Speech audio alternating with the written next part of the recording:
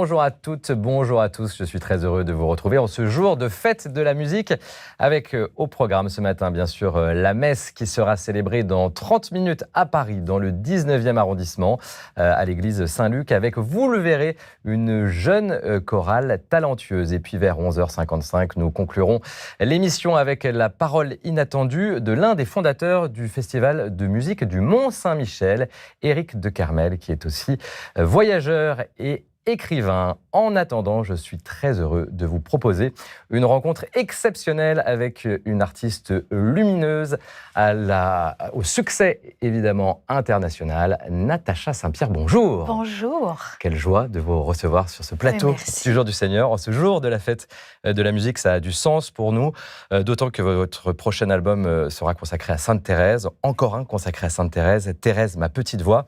Il sortira le 2 octobre. Vous allez nous faire le grand plaisir de chanter en exclusivité le premier titre de l'album dans quelques instants. Mais d'abord, avant de vous entendre, j'ai quand même une question parce que cet album, c'est le dernier volet d'une trilogie consacrée à Sainte Thérèse. Les 2 premiers albums ont été disques d'or et disques de platine. Grand succès. Qu'est-ce qui vous intéresse chez Sainte Thérèse ? Je pense que Sainte Thérèse, plus on la lit, plus on la découvre, plus on perçoit la profondeur de ses textes, qui à une première lecture peuvent nous paraître un peu simplistes. Plus on évolue à côté d'elle, plus on la suit sur cette petite voie, plus on s'aperçoit que finalement, elle a touché, plus que du bout du doigt même, le sens même de l'amour. Simplicité, universalité. Aussi. Ah oui, grande universalité chez Thérèse qui parle à tout le monde, qu'on ait une foi catholique ou non. Les textes de Thérèse parlent finalement aussi du sens de ce que c'est que d'être humain. Vous n'avez pas peur d'être cataloguée à force de chanteuse catho ? Peut-être que oui. Après, est-ce que c'est un si mauvais étiquette que ça ? Je trouve que... Dans le monde artistique, parfois, on peut hésiter. Le premier album, j'ai eu un peu peur. J'ai eu peur que finalement, ça ne parle pas aux gens. Et cet album a été disque de platine. Donc, alors, merci déjà à tous ceux qui l'ont écouté. Non, mais ça veut dire que la spiritualité fonctionne aussi. Mais elle fonctionne parce que on a tous une conscience, on a tous un cœur. Qu'on ait un culte religieux ou non, la spiritualité, elle fait partie de nous. On n'est pas que des êtres de chair et d'os. Donc forcément, on a besoin quelque part de ce petit plus qui fait qu'on n'est pas qu'une société de consommation qui va tourner comme ça en boucle. Comme promis, Natacha Saint-Pierre, on va vous entendre tout de suite chanter le titre, le premier titre, premier extrait en exclusivité de votre prochain album. L'amour sera ma vocation, c'est le titre de cette première chanson. Allez-y, Natacha. Allez, j'y vais.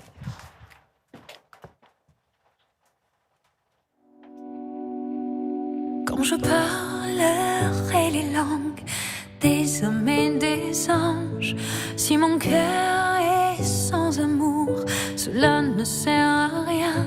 Si je livrais mon corps à brûler dans les flammes, sans l'amour je ne suis rien. Et si j'avais la foi à bouger les montagnes, sans l'amour ça ne sert à rien. L'amour jamais ne passera, l'amour jamais ne s'éteindra, pour qu'il vive dans les cœurs et dans chaque maison. L'amour sera ma vocation. J'aurais beau distribuer mes biens aux affamés, si mon cœur est sans amour, cela ne sert à rien. Si je livrais mon corps à brûler dans les flammes, sans l'amour je ne suis rien.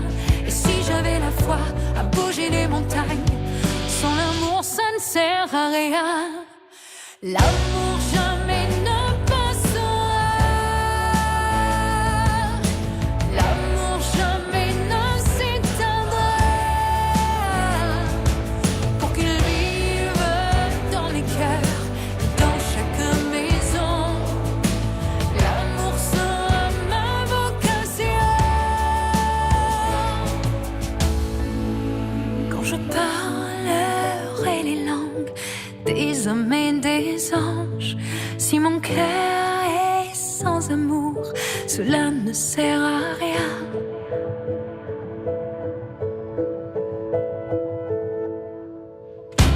L'amour jamais ne passera, oh l'amour jamais ne s'éteindra.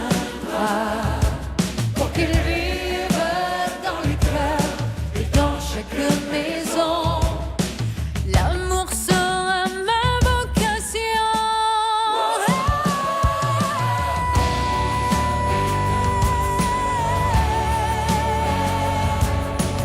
L'amour jamais ne s'éteindra. Pour qu'il vive dans les cœurs et dans chaque maison, l'amour sera ma vocation.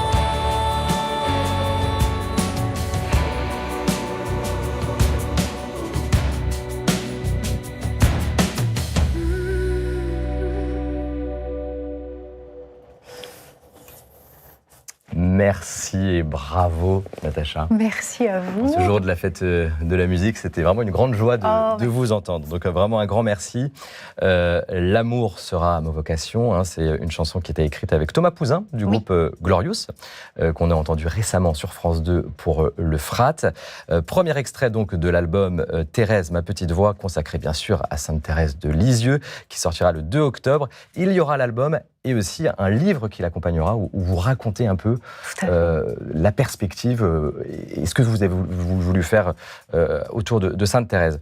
On va revenir sur un extrait de cette chanson. Si j'avais la foi à bouger les montagnes, sans l'amour, ça n'est rien. Voilà, extrait de cette chanson qu'on vient d'entendre. Vous vous êtes inspiré de quoi ? Alors Thomas, pour ce texte-là, s'est inspiré des Corinthiens, c'est la lettre de Saint Paul. Première lettre de Saint Paul aux Corinthiens. Tout à fait. Où on nous dit ce message-là, c'est que tout acte part d'un élan du cœur, finalement. Et que c'est l'amour qui est notre premier leitmotiv. Faire les choses par amour, c'est s'assurer qu'on est sur la bonne voie.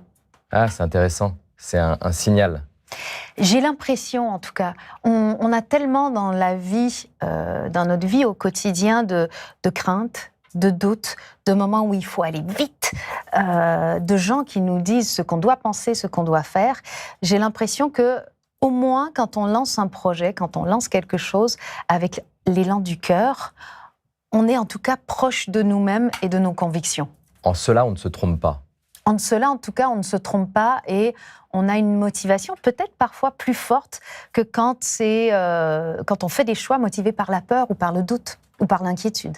Regardez ce que disait bien sûr Sainte Thérèse. Ma vocation, enfin, je l'ai trouvée. Ma vocation, c'est l'amour. Ouais. C'est la vôtre aussi. Comment elle vous parle, cette phrase ? Cette phrase, elle me parle, elle me ramène à mon fils quand il était tout petit. J'en parle dans le livre parce que ce livre, c'est, pour moi, c'est les 12 clés pour avancer sur la petite voie de Sainte Thérèse de Lisieux. Et dans une de ces clés, je parle dans le livre, entre autres, de mon fils, à qui je disais toujours dans le creux de l'oreille, je t'aime, mais comme un câlin, en fait. Et sans m'en rendre compte, pour lui, en fait, c'était un secret. Parce que comme je lui disais tout bas, à chaque fois, il pensait que c'était un secret. C'est trop mignon. Et un jour, il dit, maman, secret Tinte, parce qu'il ne pouvait pas dire son nom, Bichente. Je dis, c'est quoi ton secret, mon amour ? T'aimes. Et en fait, c'est vrai que ce qu'il disait, je l'ai interprété, après c'est peut-être mon interprétation à moi, c'est devenu mon mantra. Parce que quand on fait les choses par amour, on ne se trompe pas. Quand on aime, on est patient. Quand on aime, on est généreux. Quand on aime, on pardonne. J'ai l'impression que toutes les grandes vertus partent du fait qu'on aime. Après, on peut être bloqué, ne pas aimer, dans certains moments de sa vie. On peut. Et c'est là où la compassion doit entrer en jeu. Et pas que la compassion pour les autres, mais la compassion envers nous-mêmes. En fait, cette capacité de se dire, je ne suis pas parfait, mais je me pardonne. Et c'est peut-être là où c'est le plus difficile, parce que on a tendance à avoir plus facilement de la compassion et du pardon pour les autres. Est-ce que Thérèse vous a aidé, j'ai envie de dire, dans votre vocation d'artiste? Elle m'a aidée à l'accepter. Parce que les gens ne le savent peut-être pas, mais moi, ce que je voulais à la base, c'était être infirmière. Ah! Et à un moment donné, je me suis arrêtée de chanter juste après l'album Où il y a mourir demain, parce que j'avais l'impression de servir à rien. J'avais l'impression qu'être chanteuse, c'était faire du divertissement, pas plus riche que d'être un clown, ou pas plus pauvre que d'être un clown d'ailleurs, qui fait rire les gens. Et j'avais besoin qu'il y ait un peu plus de sens en dessous de ça. Et ce que j'avais pas compris, c'est que finalement, apporter du divertissement aux gens, apporter du rire, apporter de la réflexion, apporter du réconfort, ça a une vraie valeur. De la beauté aussi. Oui. Et comme je ne le voyais pas, parce que quand on est infirmière, on soigne quelqu'un, on le voit arriver malade et on le voit aller mieux. Et quand on est dans le monde du divertissement, on ne voit pas ce moment où les gens vont mieux, on ne voit même pas qu'ils vont pas bien, on voit juste des gens qui sont au spectacle ou qui écoutent les albums. Et c'est à travers Thérèse que j'ai compris que c'était égoïste de vouloir voir le résultat de ce que je fais, et que, comme je ne vois pas le résultat, ce que je fais comme un clown, comme un poète, comme un sculpteur, a malgré tout de la valeur. Et vous transmettez quelque chose. Il y a une relation d'amour. Il y a une relation d'amour. En fait, je pense qu'à partir du moment où on touche à la beauté, on touche à l'âme. Donc, que ce soit à travers un joli tableau, une jolie sculpture, une jolie chanson, la phrase n'est pas de moi, hein, chanter, c'est prier 2 fois, c'est qu'on arrête d'être dans le raisonnement, dans la réflexion, dans le concret, et on entre là, dans le spirituel, dans le cœur. Ouais, c'est intéressant. En effet, chanter, c'est prier, ça c'est certain. Tout à l'heure, nous célébrerons la messe dans le 19e arrondissement de Paris, en musique bien sûr, avec la chorale Saint-Luc, composée de jeunes musiciens et chanteurs, ça va vous plaire. Et c'est le frère dominicain Yves Combeau qui assurera la prédication. En attendant, je vous propose de découvrir son point de vue sur la fête de la musique et la force spirituelle justement de la musique. Ça va vous intéresser par rapport à ce que vous venez de dire. Regardez. J'ai grandi avec la fête de la musique. La fête de la musique est née quand j'avais 10 ans à peu près. Et mon frère y participait, mon frère était musicien, et moi pas. Je n'ai jamais fait de musique. Nous écoutions beaucoup de musique à la maison, mais je ne participais pas à la fête de la musique. Et j'ai découvert la musique par le chant quand je suis entré dans l'ordre. Dans l'ordre, on prie le matin, on prie le soir, et tout cela est chanté. Et j'ai découvert ce que c'était que de s'exprimer par la voix, moi je suis une basse, de s'exprimer par la voix, par le souffle, par cet élan physique. Et c'est pour moi un vrai renouvellement de spiritualité, parce que c'est une prière, ça peut avoir l'air curieux, la musique c'est une prière qui n'est pas verbale. Certes, je chante des mots, mais la justesse de la note, la justesse de l'harmonie, tout ça est une façon de prier qui me parle presque autant et plus que les mots que, depuis 30 ans de vie religieuse, je connais par cœur. Intéressant, cette idée de la prière en musique. Comment ça vous parle?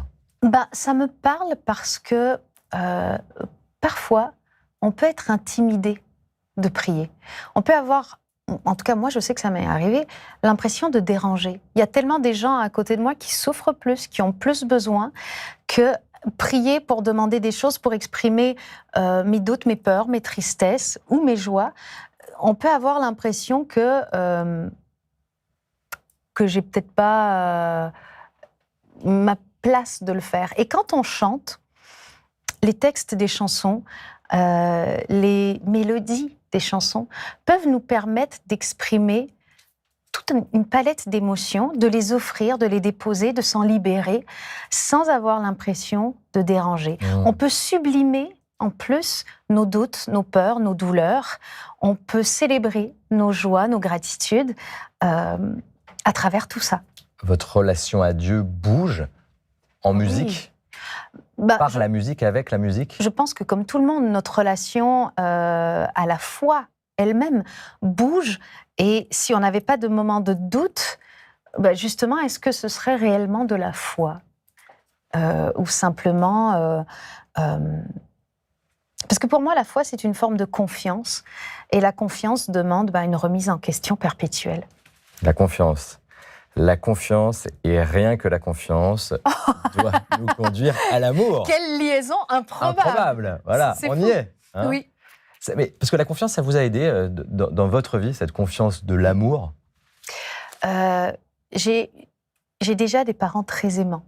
Et avoir la confiance qu'on a cet amour-là. Je trouve que l'amour d'un parent, l'amour maternel ou paternel, est pour moi ce qui est le plus proche de l'amour de Dieu, parce que c'est un amour inconditionnel. Et j'en parle aussi dans le livre. En fait, cet album-là, c'est ce que Thérèse a essayé de nous enseigner, plein de choses qu'elle a essayé de nous enseigner, plein de thèmes.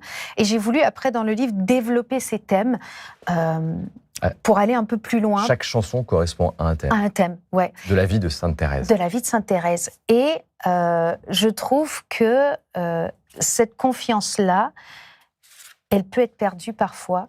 Et l'amour des parents, on peut ne pas en douter. Et Dieu, il nous aime comme un parent. Et j'en parle dans le livre. Ma mère a travaillé, si je prends trop de temps, vous me dites, Non. auprès de personnes âgées très longtemps dans les hôpitaux. Et il y a un homme qui était mourant, qui voulait absolument voir son fils qui était en prison avant de mourir.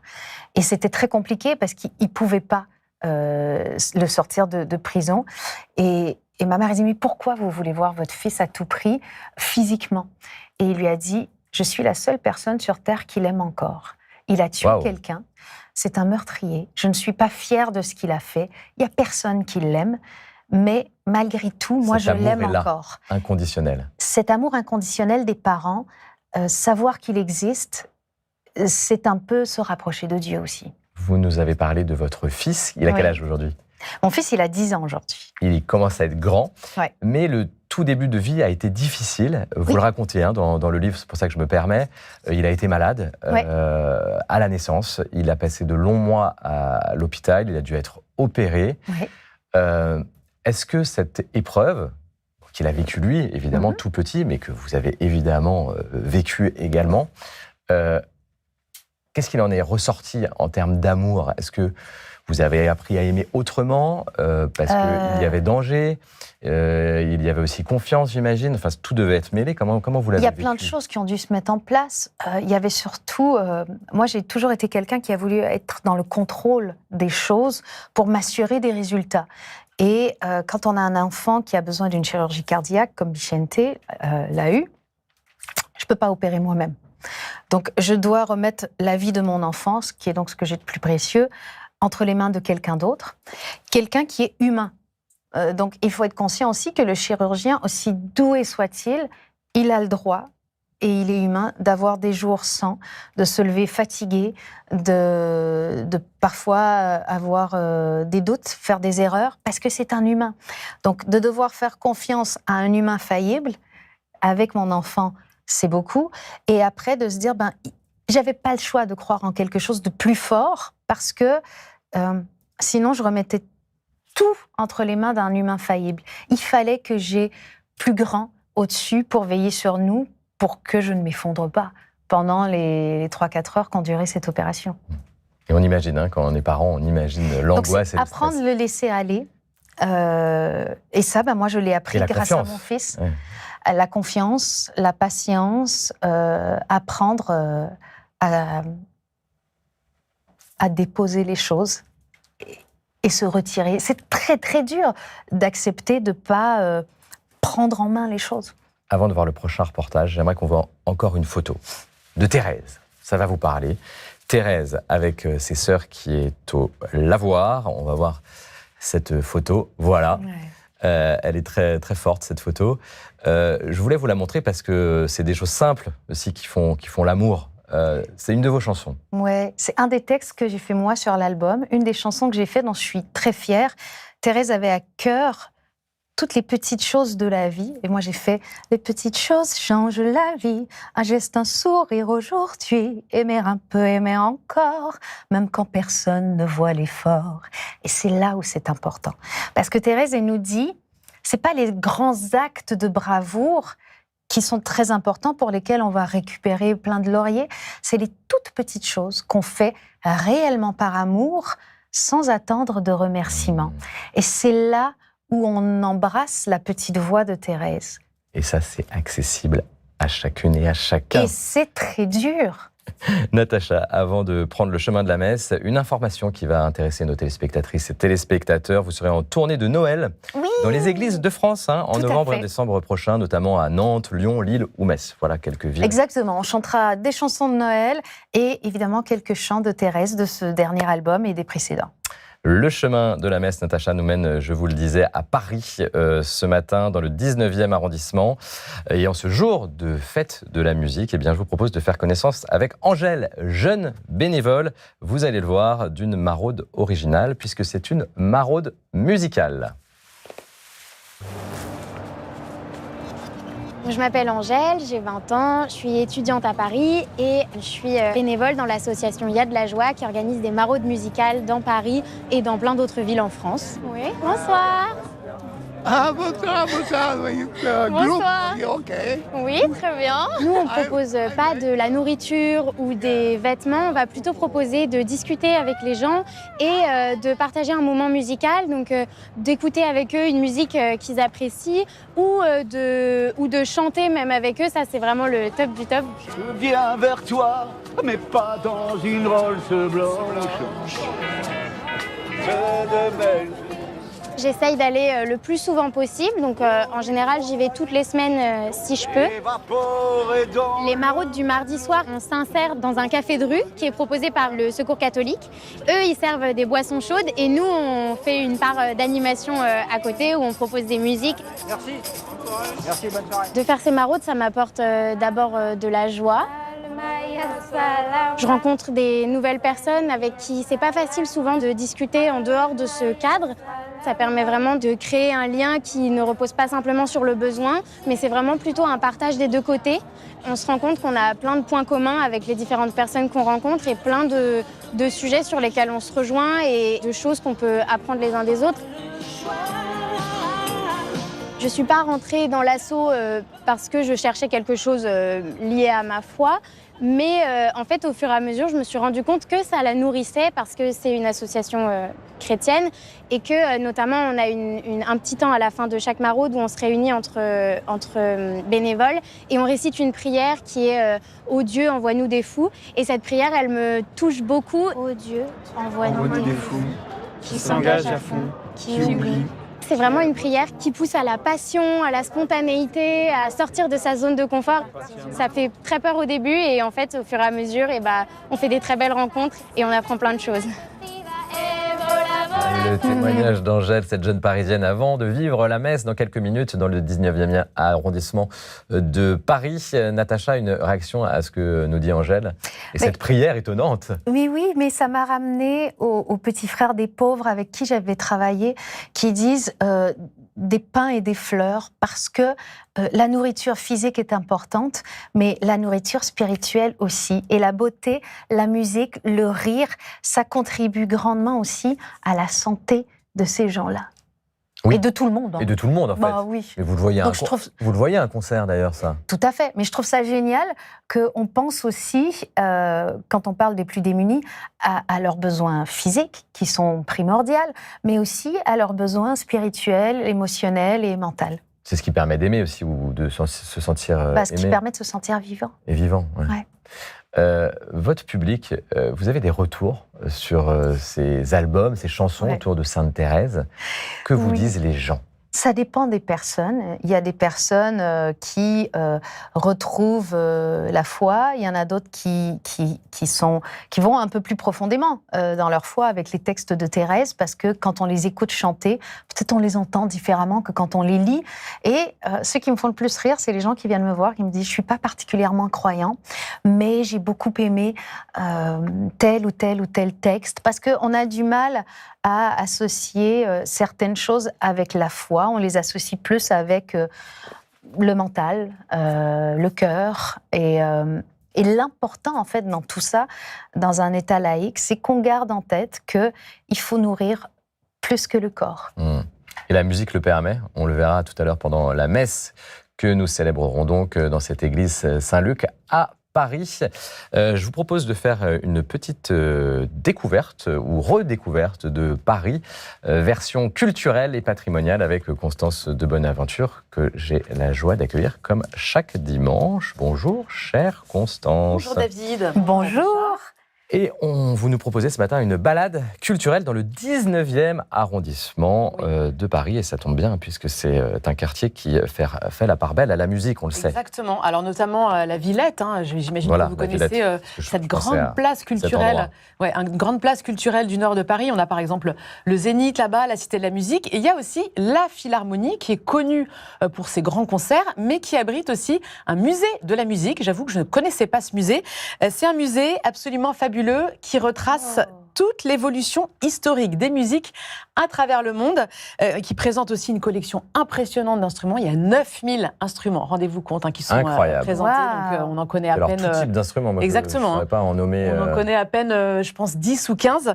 Ouais, et alors, pour vous donner une idée, on va regarder quelques images en musique, bien sûr. Ah.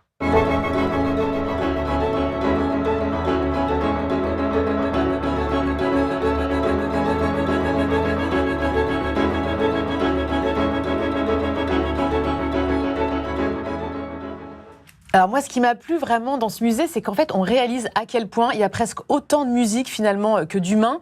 Ce musée démarre au XVIe siècle, ça va jusqu'à nos jours, ça nous emmène à la découverte des patrimoines musicaux d'Océanie, d'Asie, d'Amérique. Et c'est vraiment ça qui est très très frappant, c'est cette diversité complètement incalculable.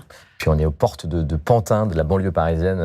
L'endroit est symbolique aussi. Oui. On est à la marge aussi d'autres univers. On reste dans le 19e à la découverte, Constance, du patrimoine religieux. Oui. Alors cette fois-ci, on est dans l'ancien village de la Villette, qui bien sûr, depuis, est rattaché à Paris. Vous voyez là, ça c'est le bassin de la Villette. Eh bien, l'église dont je vais vous parler, Saint-Jacques-Saint-Christophe, la voici. Elle est place de Bitche, c'est la plus ancienne église du 19e arrondissement. Elle a un plan à l'intérieur qui est inspiré du plan des basiliques romaines, avec, vous voyez là, des grandes colonnes doriques, et puis ce très beau plafond à compartiments en bois peint.